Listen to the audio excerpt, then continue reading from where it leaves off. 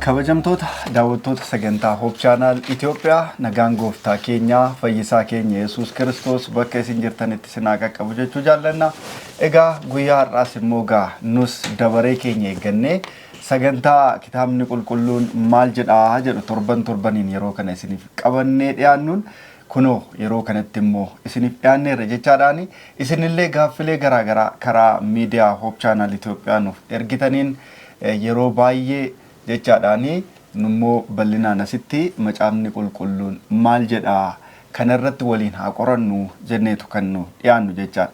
Isinis sagantaa kanatti dhiyaadhaa ittiin eebbifamaa isiniin jenna jechaadhaani guyyaa har'aas immoo dabalataanii Luba Tamasgeen Bultii waliin isiniif dhiyaanneerra anaa dhufu Pastor baga nagaan dhuftan. Galatoomee. Egaa sagantaan keenya kun sagantaa kitaabni qulqulluun maal jedhu sagantaa keenya kana keessatti daawwattoonni gaaffii isaan nuuf erganiin walitti qabaadhaani kanarratti macaafni qulqulluun maal jedha kan jedhuun torbaniin yeroo kana qabannee dhiyaannudha jechaadha. Kanaaf Waaqayyoon guddisnee galateeffanna. Ameen. Namoonni baay'een sagantaa keenya kana akka hordofaa jiraniif torbaniin immoo sagantaa kanatti akka isaanitti eebbifaman yaadanuuf nuun ga'anii yeroo nuuf ga'aa jiru jechaadha.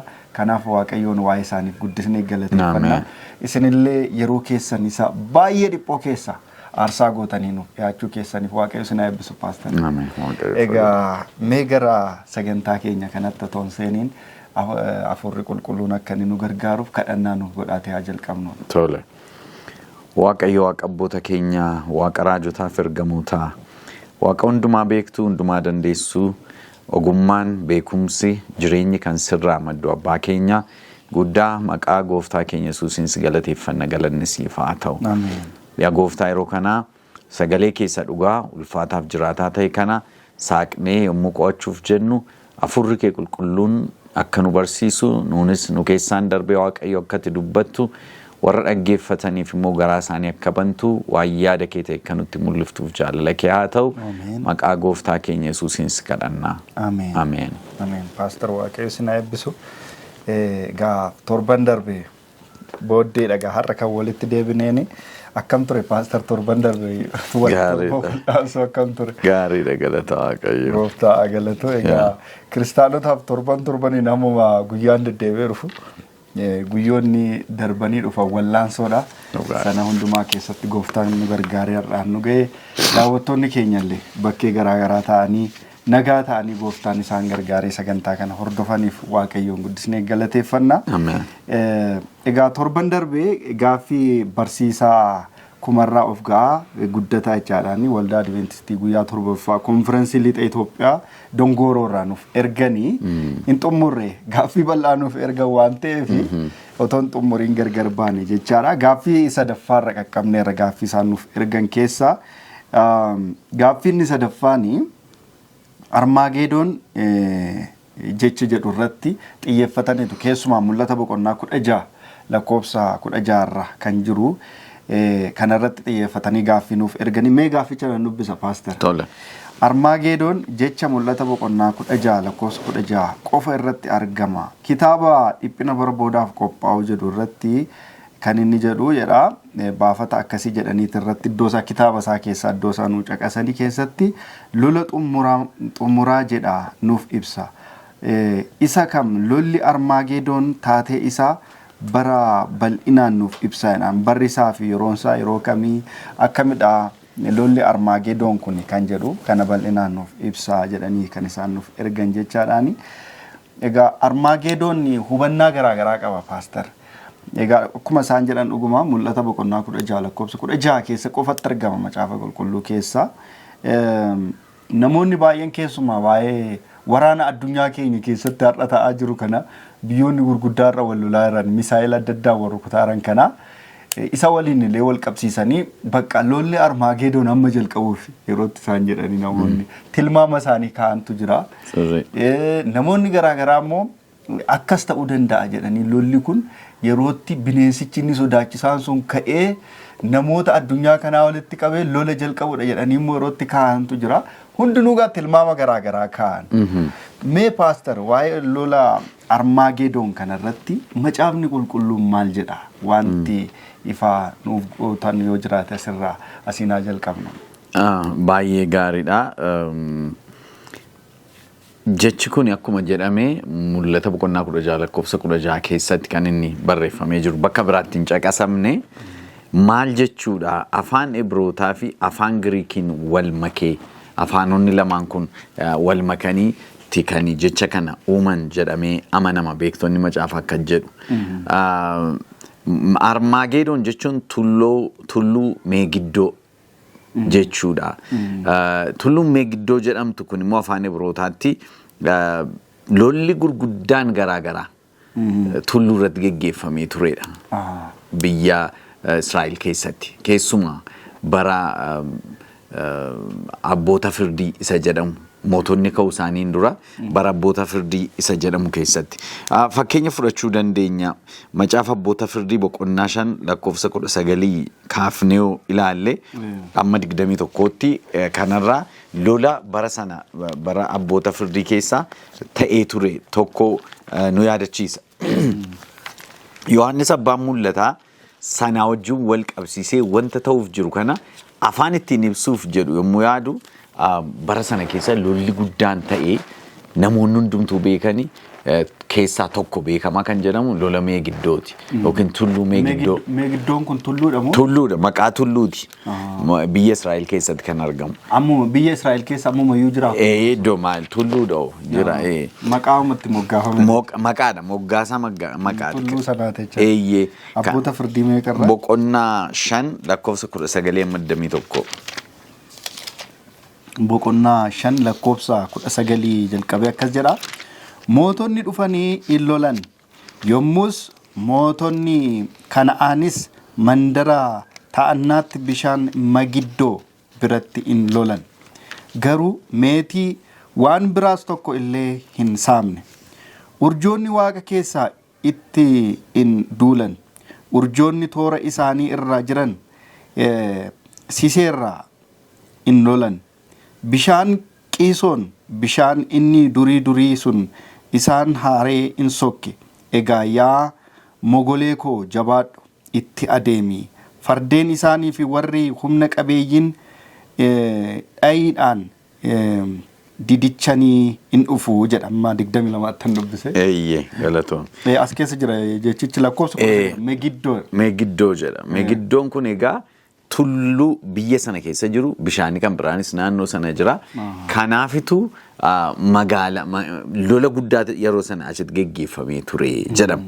Akkasumas mootota macaafa moototaa boqonnaa 2 lakkoofsa 9 dhiifama macaafa moototaa isa lammaffaa boqonnaa 9 lakkoofsa 27 irraa immoo yoo ilaalle hamma ta'e waa'ee kana wajjin waan deemu arganna. Mootota isa lammaffaa boqonnaa 9 lakkoofsa 27 irraa akkas jedha. Ahaziyaan mootiin Yihuudaa waan ta'e kana yommuu arge karaa Beet-Haagiin irraa ol in baqate. Yehuun garuu sagalee guddaadhaan isas immoo ajjeesaa jecha isaa jedhe. Jecha isaa irraa ari'e ol ba'uu guriittiin mandara Yebi'eel bukkeetti konkolaataa isaa keessatti isaan in madeessan. Inni garuu Meegiddoonitti baqatee achitti in du'e jedhaan. Meegiddootti baqate lolatu iddoo sanatti geggeeffame jechuudha. Lola geggeeffamaa ture sana keessaatu mootiin kuni Ahaziyaan mootiin jedhamu baqatee Meegiddoo keessatti du'e jedhama. Boqonnaa 23 achumarraa moo boqonnaa 23 lakkoofsa 29 immoo laallee. Yoosiyaas mootummaa irraa utuu jiru Niikoon mootiin Gibxii mootii Asoor gargaaruudhaaf karaa lagaa Efraaxees ol in ba'e. Yommus Yoosiyaas mootiin Yihuudaa isa loluuf itti in duule. Niikoon garuu yommuu isa arge Meegiddoonitti isa in ajjeese jedhan. Meegiddootti sajjeesse. Argitee meegiddoon kun egaa bakka mootonni itti du'anii bakka lolli gurguddaan itti geggeeffamee turedha. Kanaaf bakki suni meegiddoo jedhama. Egaa tulluu meegiddoo Armaagedoon jechuun immoo tulluu meegiddoo jechuudha. Kun egaa maal agarsiisuuf jedhanii yaadu beektonni macaafaa lolli garaagaraa biyya Israa'el keessatti tulluu meegiddoo kanaa wajjiniin wal qabatee yookiin naannoo meegiddoo jedhamu kanaa wajjiniin wal qabatee geggeeffamaa waan tureef Yohaannis abbaan mul'ataa lola bara dhumaatti geggeeffamu. Lola cimaa, lola hafuuraa. Lola qaamaa miti, lola hafuuraati.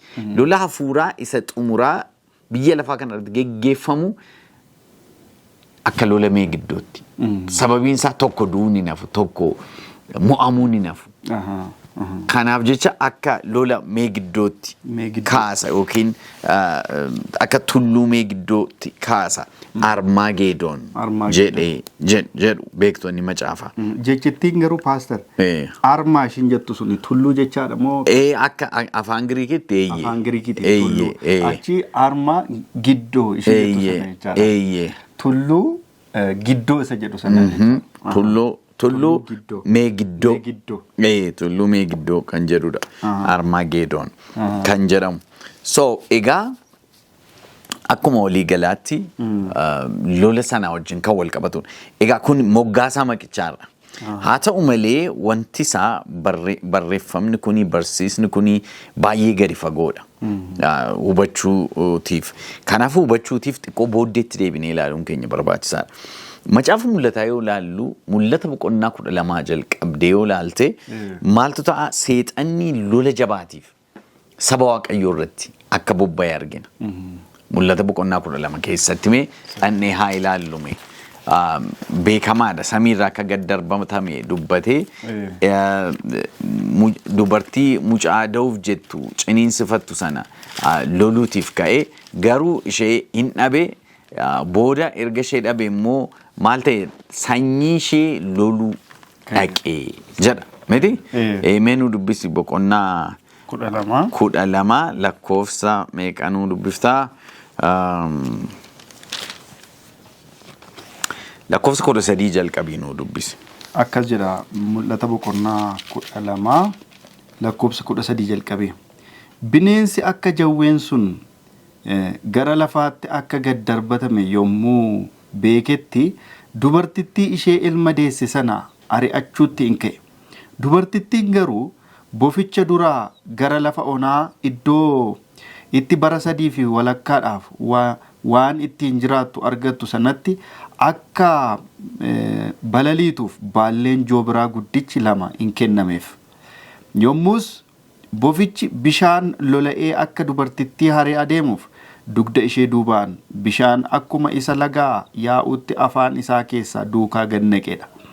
Lafti garuu dubartittii gargaaree afaan banee laga isa bineensicha akka jawweessan sun afaan isaa keessaa yaasee gad in dhugee jedha. Yommus bineensichi akka jawwee sun dubartittii sanatti aaree sanyii ishee warra kaanitti lola kaasuudhaaf dhaqe.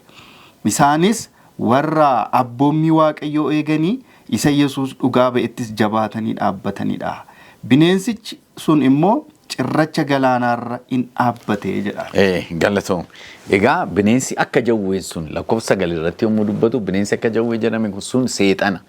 Seexanni maal godhe jedha dubartittii. Dubartii jechuun waldaa kiristaanaati. Waldaa kiristaanaa kana loluutiif murteeffatee ka'e.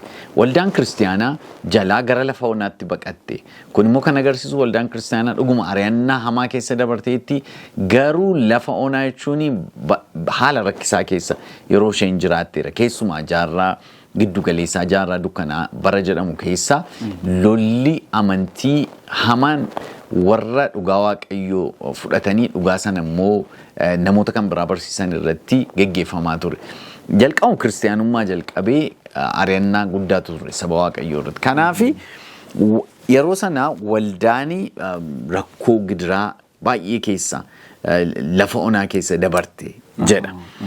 Haa ta'u malee dubartittii arguu dadhabe qabachuu dadhabe waan qabachuu dadhabee fi lakkoofsa 17 irraa akkuma ati nu dubbiftee yommus Bineensichi akka jawwee sun dubartittii sanatti aaree sanyii ishee warra kaanitti lola kaasuu dhaqe. Isaanis warra abboommii Waaqayyoo eeganii isa Yesuus dhugaa ba'iittis jabaatanidha jedha. Isaanii loluu dhaqeedha. Egaa seexanni lola achirratti jalqabe jechuudha. Lolli inni boqonnaa 12 keessatti jalqabe kuni caalamatti itti jabaataa deeme. Caalamatti itti jabaataa deeme eessatti dhaqee xumurama boqonnaa 19 naannoo sanatti xumurama.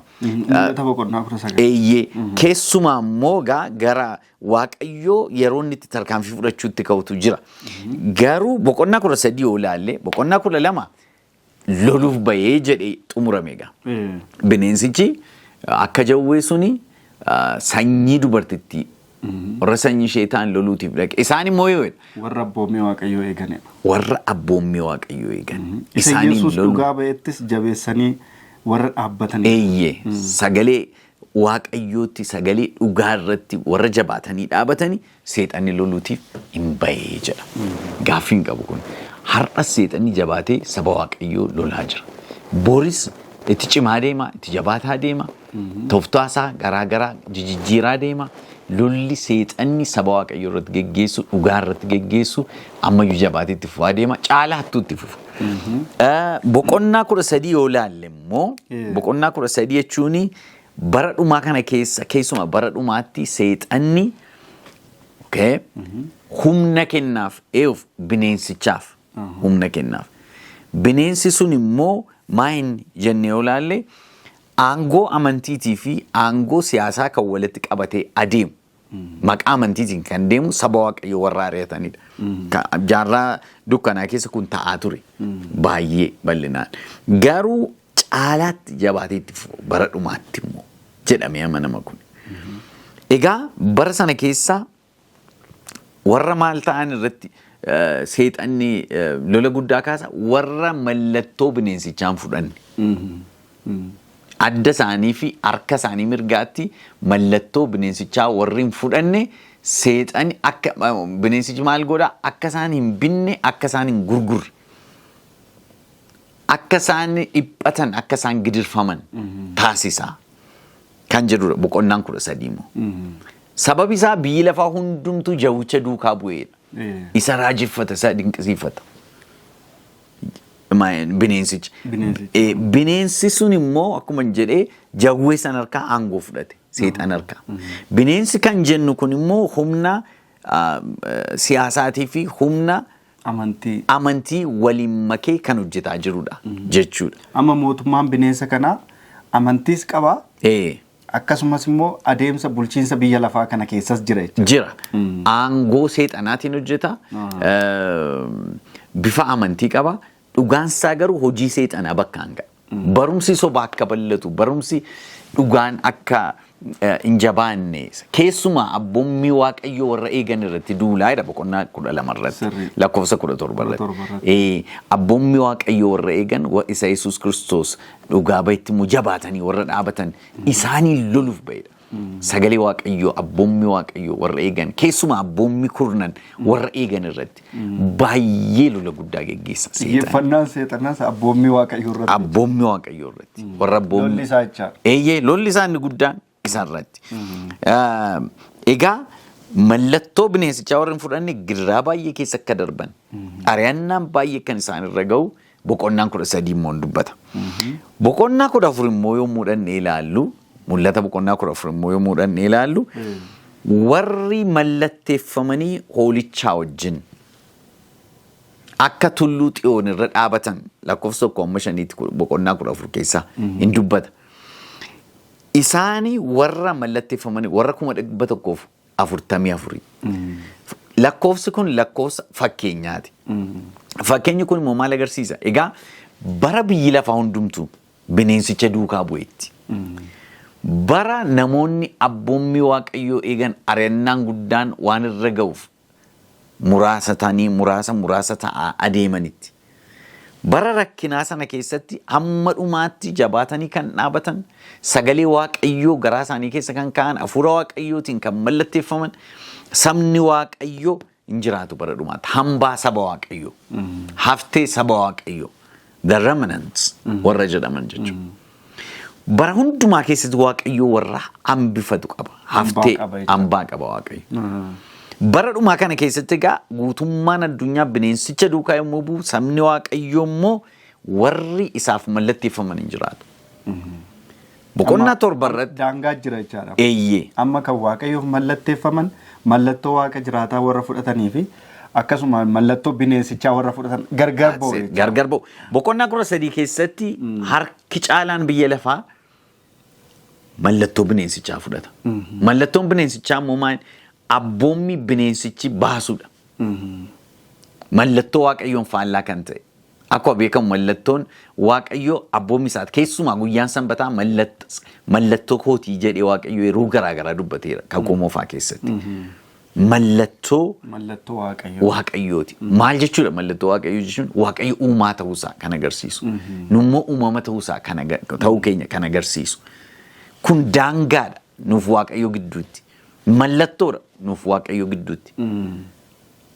Sanbanni koo isiniif mallattoo haa ta'u bara baraan jedhe waaqayyo ijoollee Israa'eliin. So egaa boqonnaa 13 keessatti mallattoo bineensichaatu jira. Boqonnaa 14 irratti, boqonnaa 7 irrattis akkasuma keessumaa hamma mallatteeffamanitti tursaa isa jedhame jira boqonnaa 14 keessa. Boqonnaa 7 keessatti. Boqonnaa 14 keessatti immoo warri mallatteeffaman kun waaqayyo adda ba'aniiru. Kana booddeetti warra hin deebine warra jabaatanii dhaabatanidha isaan. Isaani tulluu xiyoon irra utuu dhaabatanii hin argeedha. Warri kun egaa ammuma samitti galan jechuu utuu hin taane amantiitiin jabaatanii hoolichaa wajjin dhaabataniiru jechuudha. Kan baay'ee nama ajaa'ibu boqonnaa 14 sana keessatti maal jedha sitti fakkaate? Boqonnaa 14 lakkoofsa 3 irraa yoo laalle isaan faarfannaa haaraa fuula teessichaa fuula uumama lubbuu qaban arfanii fuula maanguddootaa duratti hin faarfatu. Faarfannaa sana immoo warra 1,144 biyya lafaa keessaa furaman sana malee namni biraa tokko illee baruu hin danda'u. Isaan kun warra dubartoota bira dhaquudhaaf of hin xureessinedha. Isaan qeerrota duudaadha. Warri lafa hoolichi dhaqu hundumaa isa duukaa bu'an isaan kana. Isaan kun warra sanyii namaa keessaa waaqayyoof hoolichaaf furaman warra jalqabaati jedhee dubbata. Egaa lakkoofsa tokkorraa immoo ergasiis ani ilaalee hoolichi tulluu xiyoon irra dhaabatee nan arge. Namoonni 1,444 warri maqaan abbaa isaatiis adda isaaniitti caafamee ture isaa wajjin turan jedha. Argite maqaan abbaa isaatii, maqaan hoolichaa, maqaan gooftaa keenya Yesuus Kiristoos jechuudha. Maqaan abbaa isaatiis adda isaanii irratti barreeffamee ture. Boqonnaa 13 yoo laalte mallattoo bineensichaatu warra bineensicha duukaa bu'an adda isaaniif harka isaanii irratti mallatteeffama. Boqonnaa 14 irratti immoo maqaa gooftaa keenya Yesuus Kiristoos maqaa abbaa isaatiitu adda saba waaqayyoo irratti mallatteeffama. Kun jechuun maal jechuudha? Waan irratti barreeffamu jiraatu hin taane amalli isaanii amala waaqayyoo ta'a. Sagalee waaqayyoof warra of kennan ta'a. Dhugaatiif warra dhaabatan ta'u. Girraa baay'ee keessa hamma dhumaatti warra dhaabatanii darban ta'u jechuudha. Mallattoon kun egaa qaamaan alarratti waan barreeffamee mul'atu miti jechuudha. Miti. Keessa eenyummaa namaatu gara bifa waaqummaatti kan inni jijjiiramu jechuudha. Amala Kiristoos qabaachuu, dhugaatiif murteeffachuu, dhugaa sanaan immoo jiraachuu jechuudha. So boqonnaa 14 egaa akkas.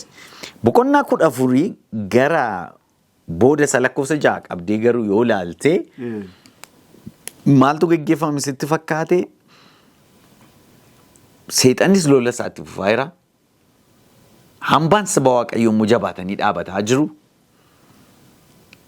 Mallattoo bineensichaa warri fudhatanii jiru.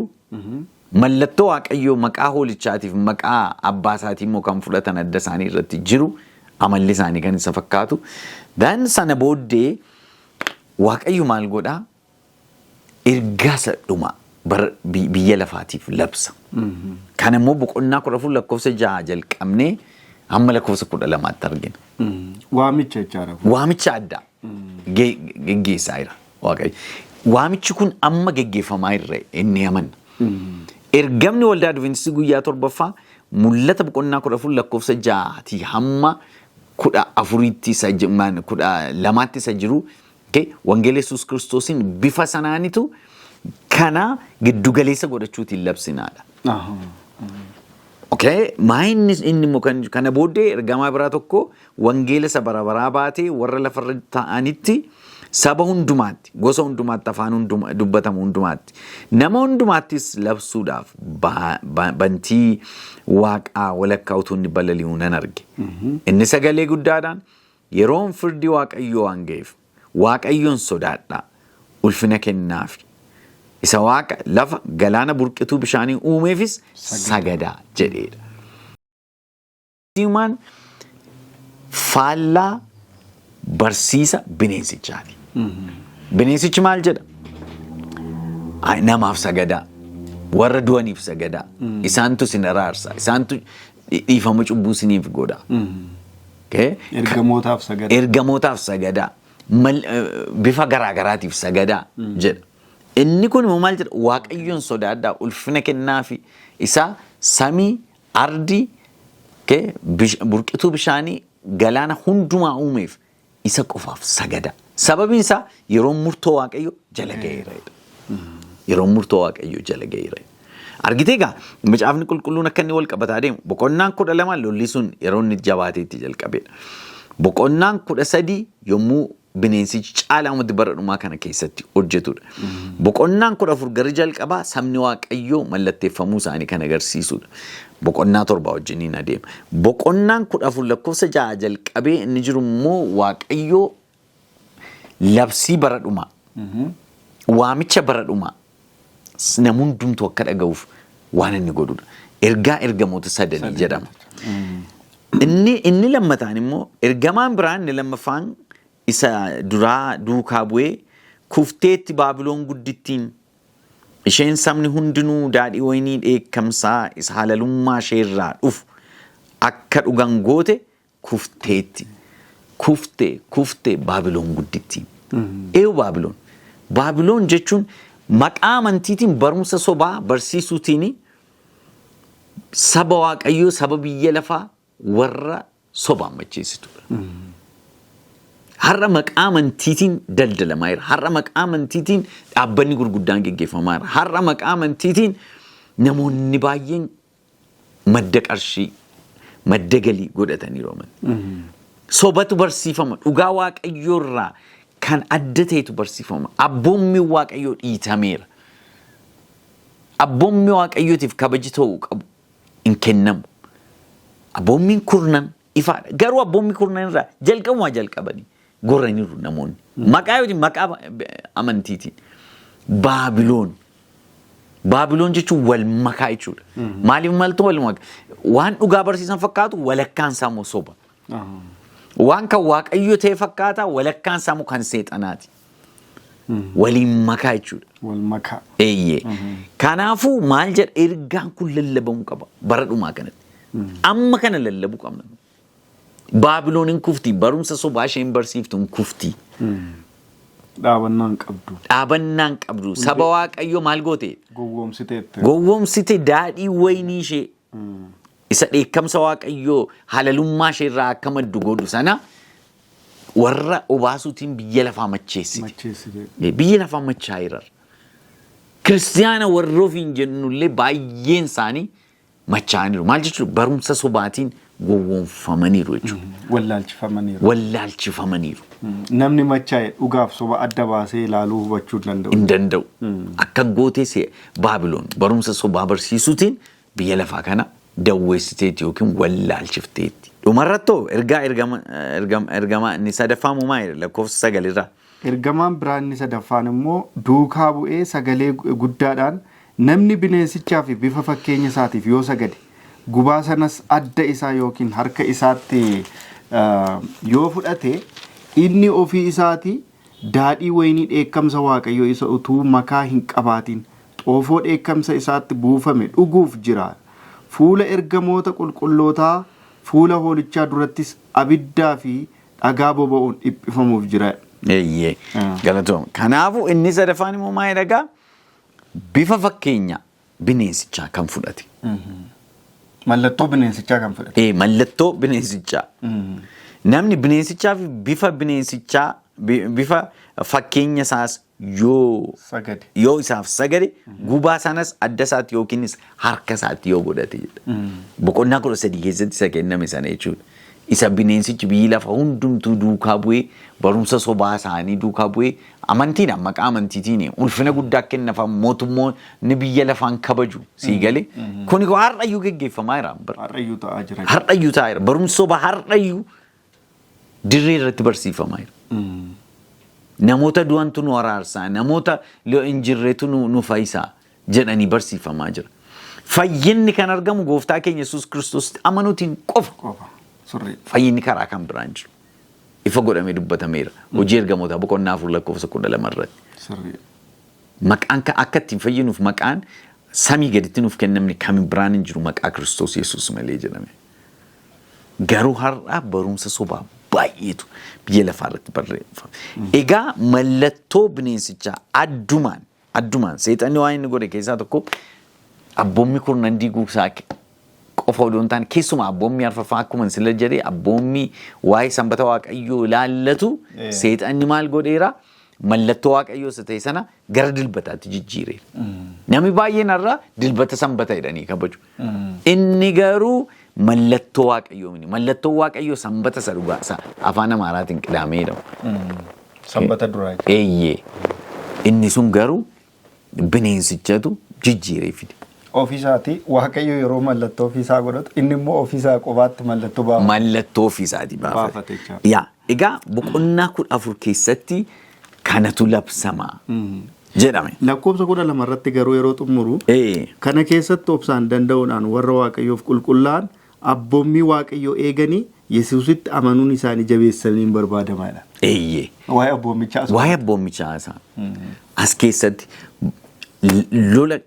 labsiin kun hundumtumaa inni ergaan argamoota sadanii namoonni waaqayyoon duwwaa akka waaqessan ulfina akka isaaf kennan yeroo murtoo isaa akka ga'e bineensichaaf akka hin saganne baabiloon keessaa akka ba'an barumsa sobaa barumsa dogoggoraa akka dhiisan sagalee waaqayyoo kana jabaatanii qo'atanii akka hordofan abalu jedhee mini sagalee waaqayyoo maal jedheedha guddaa sagalee waaqayyoo maal jedhe isatti qabamanii akka jiraatan abboommii waaqayyoo akka eegan bara kana abboommii waaqayyoo eeguun akka gowwummaatti ilaalama abboommii waaqayyoo akka eeganiif waamamuun sabni waaqayyoo abboommii eeguutiin fayyuu mini warra fayyantu abboommii waaqayyoo eega warra jijjiiramantu sababiin isaa abboommii waaqayyoo jechuun amala waaqayyooti. Amala waaqayyoo. Namni waaqayyoon nam beeka jedhu abboommicha beekuu qaba jechaadha. Beekuu qaba. Keessa keetii isa nama sodaattee hojjettutu hin taane. Isa namni na argaa namni na argu ittee hojjettutu hin taane. Hafuurri waaqayyoo keessa keemu jijjiiru. Ulfina waaqayyoof jiraattee waaqayyoon gammachiisuu barbaadda. Namni fayya akka ittiin jiraatu. Rakkoon har'a jiru addunyaa keenya keessa paastar kiristaanotuma warruma Yesuusin amanneerra nuti jedhanii maqaa Yesuusin deemanumatu abboommichi hin barbaachisu har'a inni darbeera jedhanii yerootti isaan barsiisantu jiru kun kufaatii guddaadha. Sababiin isaa ergaa Yaaqoob keessatti yeroo dhannee ilaallu ergaa Yaaqoob isa duraa boqonnaa 3 keessatti ta'uu 4 keessatti doosaallee hunda gurguruu baadhu ani waaqayyoo nan beeka jedhe abboommii isaa immoo kan hin eegne inni sobduudha dhugaan isa keessa hin jiru jedha. Innaa rakkoo akkasiin kuni warruma kiristaanota jedhaman keessa iyyuu rakkoon akkasii kun jira jechaadha. Sababa dhiyeessuudha kun argitee. Hinaatiin inni jedhu attamitti darba. Waan hin dabarre. Waan hin dabarre. Sababiin isaa yoomiyyuu ta'e waaqayyo hannaa wajjin waliin galu. Dhugaa. Ina ajjeesin inni jedhu attamitti darba. Yoomiyyuu ta'e waaqayyo ajjeechaa akka qulqullinaatti hin fudhatu. Sobaan dhugaan bahin jedha yookiin obboleessa kee irratti sobaan dhugaan bahin jedha. Kana gonkumaa waaqayyoon fudhatu. Haadha kee fi abbaa kee kabaji jedha. Kana yeroo hundumaa waaqayyoon eega. Waaqa kan biraan duratti waaqessin jedha. Bifa fakkeenyaan duratti hin qabaatin jedha. Maqaa waaqayyo waaqa keeti akkasumaan hin dhahin jedha. Kun hin jijjiiramu hin jijjiiramu. Akkuma kana guyyaa sanbataa yaadachuu jedha. Guyyaa ja'a hojii kee hojjedhu. Dhimma kee ba'i. Guyyaa ja'a. Guyyaa meeqa? Guyyaa ja'a. Amma namoonni harri abaluu, borimmoo abaluu jedhanii hojii dhiisanii taa'u. Kun dogoggora. Dogoggora guddaadha. Sanbanni guyyaa tokko qofaadha macaafa qulqulluu keessatti. Guyyaa maqaatti baaftee hojii hojjechuu dhiisuun gonkumaa fudhataman qabu. Gowwummaadhas malee. Gowwummaadhas dogoggoras macaafa qulqulluutiin faallaadha. Hojii hojjechuu qabda. Guyyaa ja'a guutuu hojii kee hojjedhu sagalee Waaqayyoo. Guyyaa ja'a jiruu kee hojjedhu waan gootu hundumaa godhadhu. Godhadhu. Guyyaa inni torbaffaan garuu sanbata kootii jedha. Kan koote kan kooti kan Waaqayyooti kan abaluu mini kan namaa mini guyyaan inni torbaffaan garuu kan ana Waaqayyo Waaqa keeti sababiin isaa Waaqayyo guyyaa ja'atte ardiif samii kana hunda uumee xumure wanta isaan keessa jiran hundumaa guyyaa torbaffaatti garuu boqote kanaafuu guyyaa torbaffaa Waaqayyo in eebbise in qulqulleesses jedha adda baase waan addaati dhugaa waan addaati. Namni kuni ndoom boqonnaa gaariidha bara.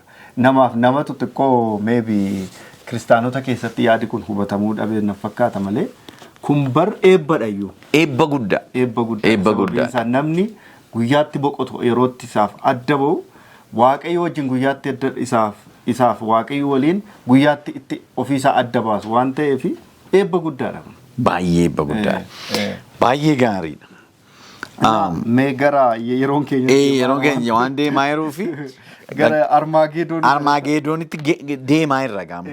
Boqonnaa 14 finneera. Boqonnaan 15 immoo maal agarsiisa? Egaa sabni Waaqayyo kana hundumaa keessatti akka isaan dhiphatan argina. Akka isaan ari'ataman argina. Boqonnaa 15 irratti Waaqayyo warri biyya lafaa dhugaan akka ukkaamamu gochuutiif yaalii isaan yaalan. Saba Waaqayyo irratti ari'annaa isaan ga'an kana hundumaa argee yeroo itti deebii kennuu jalqabudha. Boqonnaan 15 jechuudha. Kun immoo maal agarsiisa?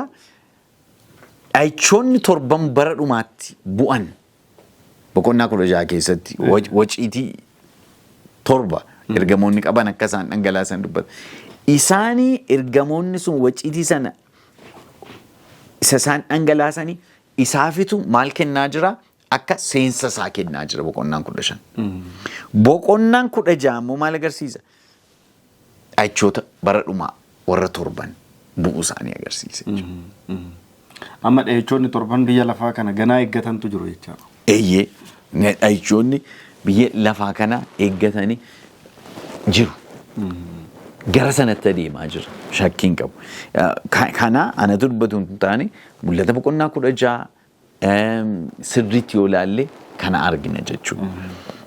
Egaa boqonnaa 14 lakkoofsa 10 irratti akkuma dubbate bara dhumaatti yeroon suni yommuu balballi araaraa cufamudha. Yeroo sana balballi araaraa cufamuu isaa kan ittiin argitu mul'ata boqonnaa 15 lakkoofsa 8 irraati. Akkas jedha. Manni qulqullummaa sunis guddina Waaqayyoo fi aangoo isaarraan kan ka'e aaraan hin guute. Hamma yeroo dha'ichi torban ergamoonni torba fidan sun raawwatamettis eenyullee mana qulqullummaa sana lixuu hin dandeenye jedha. Gara mana qulqullummaa iddoo Waaqayyo jiru sanatti eenyullee dhiyaachuu hin dandeenye. Sababiin isaa balballi araaraa yeroo inni itti cufamu dhufa. Kanaaf yeroo gabaabaa duwwaa jiru namoonni qalbii jijjiirrachuu gara Waaqayyootti deebi'uu qabu kan jedhamuuf. Egaa boqonnaa 15 lakkoofsa tokko kana booddees milikinni guddaanii fi dinqisiisaan biraa tokko Waaqa keessatti nan arge. Innis ergamoota torba warra dha'icha gara dhumaa torban of harkaa qaban ture. Dheekkamsi Waaqayyoo isaan kanaan waan dhaabatuuf dha'icha gara dhumaa jedhaman jedha. Dha'icha gara dhumaa. Dha'icha isa dhumaati. Malakata torba warra afuufaman jiru. Fiingeen torba kan afuufaman. Isaan dha'icha gara jalqabaati. Dha'ichi suni isaan maal agarsiisu? Waaqayyoo dhibbatti araara isaa akka inni hin kunne. Dha'icha Waaqayyooti garuu araaraan kan makamanidha. Sababiin isaa fakkeenya marga keessaa harka sadii keessaa harka tokko irratti bu'ee jedha. Hunda irratti hin buune jechuudha. Bishaan keessaa laga keessaa harka sadii keessaa harka tokko irratti bu'eedha. Hunda isaanii irratti hin buune jechuudha. Kana jechuun Waaqayyo araara isaa biyya lafaarraa hin fuune ture. Bara dhumaatti garuu warri isaaf mallatteeffaman erga mallattaa'anii booddee lolli seexanaa immoo jabaatee itti fufaa yommuu adeemu sana. Namoonni murtoo ofii isaanii murteeffatanii gara Waaqayyoo yookiin gara seexanaa dhaabachuutiif erga murteeffatanii booda. Dha'ichi torban sun samiirraa roobu jechuudha. Egaa kun eessa keessatti kan inni ta'u boqonnaa 6 keessatti jechuudha. Amma gaa dha'ichi suni dha'ichi inni torbaa dhumu kuni akkuma silee jedhe boqonnaa 14 irratti Waaqayyo qalbii jijjiiradhaa gara kootti deebi'aa jedhee yeroo waamichaa kenna. Waamicha isa xumuraa erga inni kennee booddeedha. Amma waamichi xumuraa sun kennamaa jira. Waaqayyoon sodaadhaa ulfina kennaafi isa ardii samii galaan burqitoota bishaanii sagadaa kan biraa dhiisa. Kiristoos Yesuusiin qofa kan fayyinni argamu isa duwwaatti amanaa isa duwwaa hordofaa. Baabiloon keessaa ba'a wal gowwoomsaa seexanaa barumsa dhugaaf sobaa waliin make kana keessaa ba'a. Sagalee Waaqayyoo kana hordofaa abboommii isaa eegaa. Mallattoo bineensichaan fudhatinaa keessaa ba'a. Halalummaa Baabiloon keessaa ba'a. Waaqayyo jedhee erga sana himee booddee kun immoo amma ta'aa jira akkuma isin jedhe. Dha'ichi inni dhumaa sun ta'a. Akkuma ijoolleen Israa'el yommuu biyya Gibxii ba'an seera boqonnaa 15 keessatti galaana diimaa yommuu ce'an sana mallattoo dha'ichi inni dhumaa ilma hangafa yookiin ijoollee hangafa mana keessaa ajjeesu yommuu dhufe sana akkuma sana bara dhumaatti waan akkasiitu dhufa. Yaadi kana hundumaa yeroo haasofnu lolli hafuuraa akka geggeeffamaa jiru. Armaagedoon jechuun kun immoo lola hafuuraa kun yeroo inni itti xumuramu. Yeroo lolli hamaan inni xumura itti geggeeffamu akka ta'e argina jechuudha. So boqonnaa 16 lakkoofsa 12 jalqabnee dubbifnee amma gara Armaagedoonitti deebinee xumurra jechuudha. Armaagedoonitti deebinee. Tole boqonnaa mul'ata boqonnaa 16 lakkoofsa 12 irraa akka jira. Ergamaan inni jaaffaan immoo waciitii isaa keessaa Efraaxis laga guddicha irratti gannaqee bishaanichi ingogee mootonni warra ba'a biiftuu akka dhufaniif karaan hin banameef yommus ani afaan bineensicha isa akka jawwee sana keessaa afaan bineensicha isa kaanii keessaas afaan raajii sobduu keessaas hafuuronni xuraa'oon sadi fattee fakkaatanii utuu ba'anii nan argedha. Isaan hafuurota seexanaa warra milikkita garaagaraa agarsiisanidha. Isaan kun mootota guutummaa biyya lafaa loluudhaaf guyyaa isa lola guyyaa isa guddicha kan Waaqayyoo hundumaa danda'u sanaaf walitti qabuudhaaf warra ba'anidha. Tafuufi lakkoofsa 15 irraa sagaleen tokkos kunoo ani akka hattuun dhuftutti nan dhufa. Namni dammaqu namni qullaa isaa adeemee saalli isaa bakkeetti akka hin mul'annetti uffata isaa eeggatu haa gammadu jedhe. Hafuuronni hamoonni sun immoo sun mootota sana iddoo afaan Ibrootaatiin Armaagedoon jedhametti walitti hin qaban jedhaan. Eeyyee galatoo argitee. Egaa dha'ichi inni jaaffaan yommuu roobu dha'ichi inni torbaffaan hin hafa ammas. Dha'ichi inni jaaffaan sun yommuu roobutti maaltu ta'ee jira laga Efraaxis irratti roobeedha. Lagi Efraaxis hin goge jedha. Lagi Efraaxis gogee mootonni hundumtuu lola isa guddaa sanaaf ba'anidha. Lola isa Armaagedoon jedhamu sanaaf ba'anii jedha.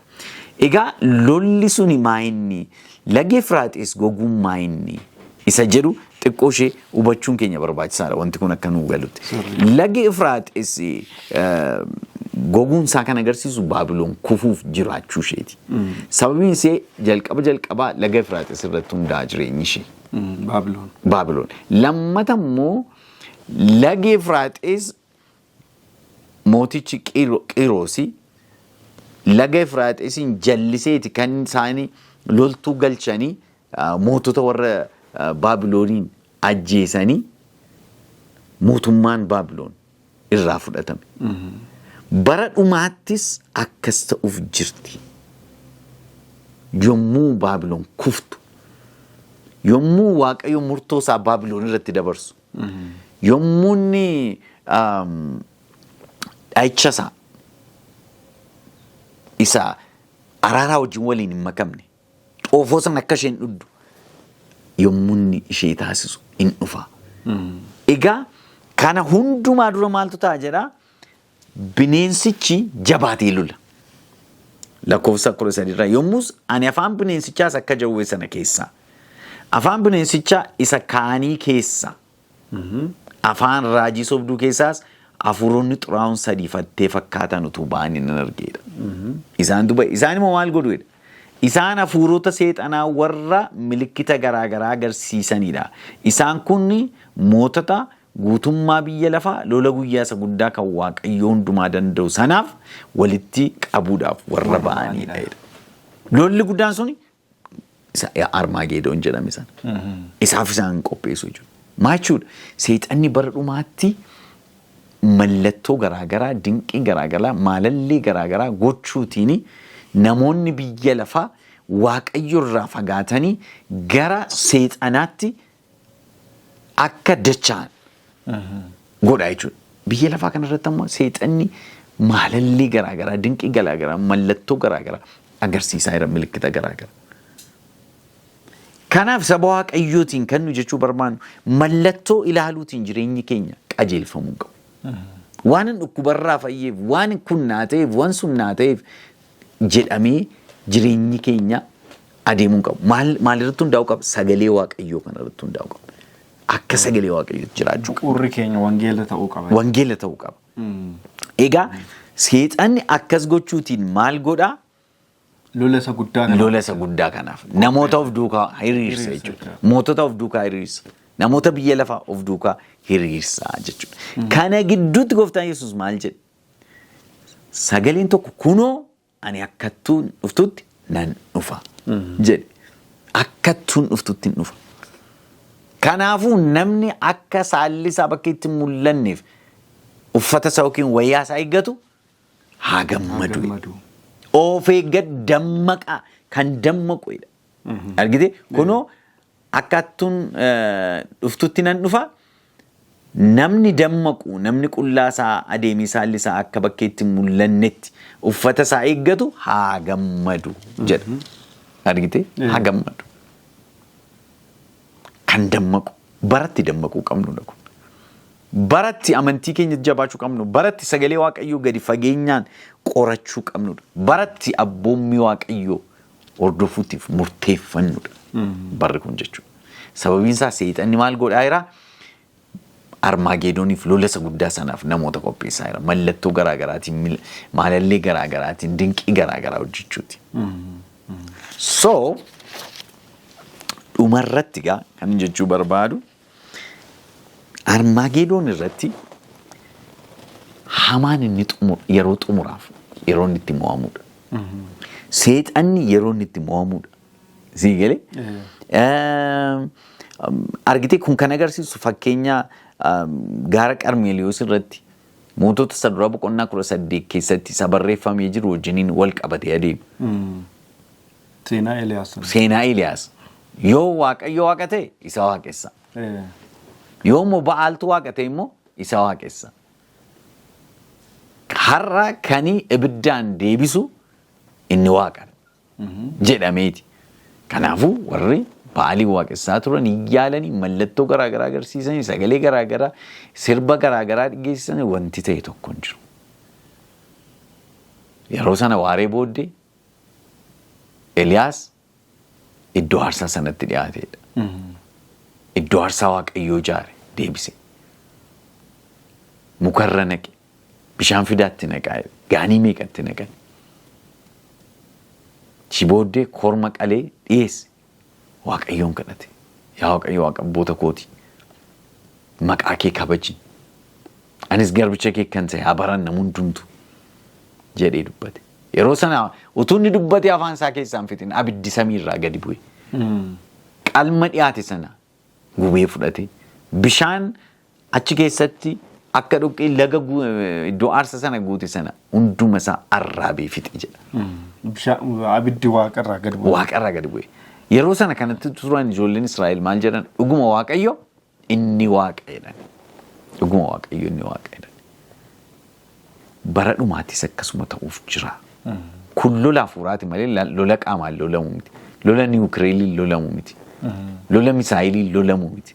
Lola hafuuraati. Lolli hafuuraa sun immoo caalaatti yeroo itti geggeeffamuudha. Yeroo dha'ichi inni dhuma bu'u sana keessa kun kan inni ta'u. Dha'ichi inni torbaffaa dhufaatii gooftaa keenya Yesuus Kiristoosiin kan agarsiisudha jechuudha. Biyyi lafa hundumtuu akka isheen jeeqamtu na liqimsaa maaloo tullootaan nu dhoksaa maaloo yommuu isaan jedhanidha. Kanaafuu gara xumura seenaa addunyaa kanaatti dhiyaataa deemaa irraa walumaa galagaa Armaagedoon jechuun tulluu meegiddoo jechuudha afaan Ibrootaatiin bara dhumaatti namoonni lolli hafuuraan hamaan akka geggeeffamuuf jiru agarsiisa. Bakka tokkotti qofa odoo hin taane garuu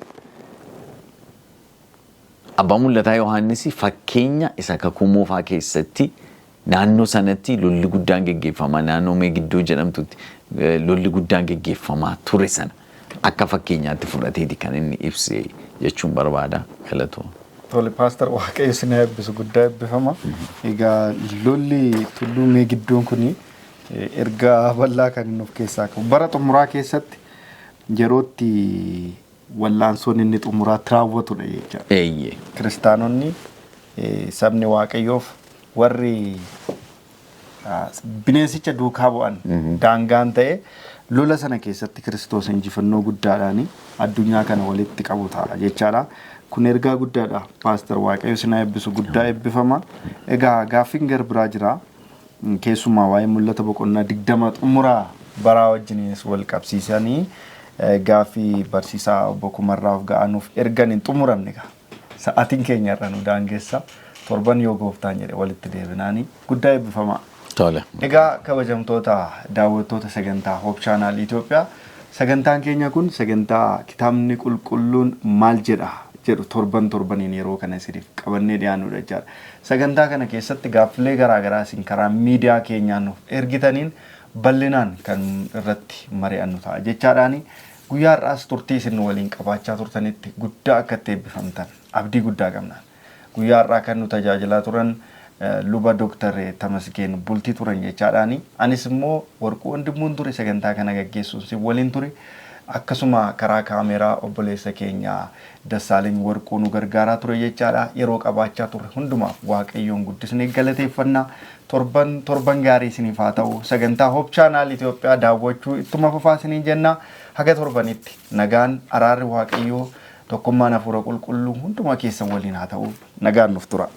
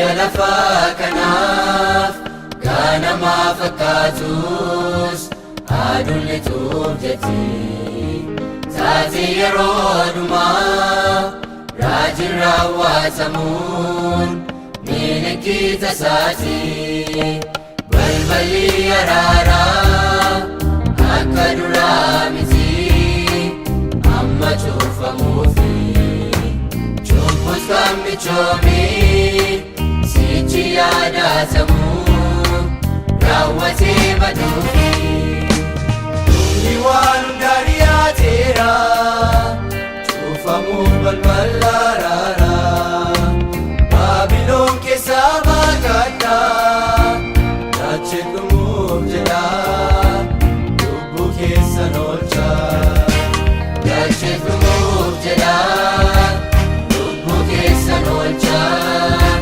dachee dhumuuf jedha lubbuu keessan oolchaa.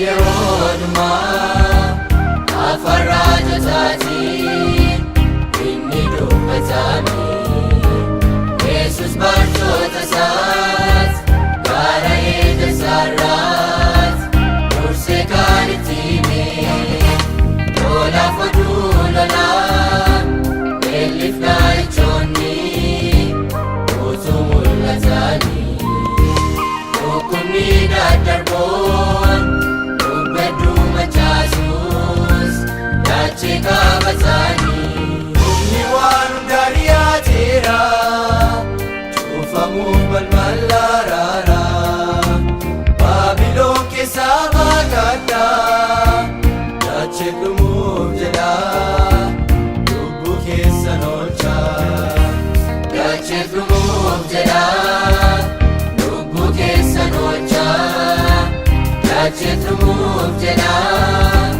lubbuu keessan oolchaa.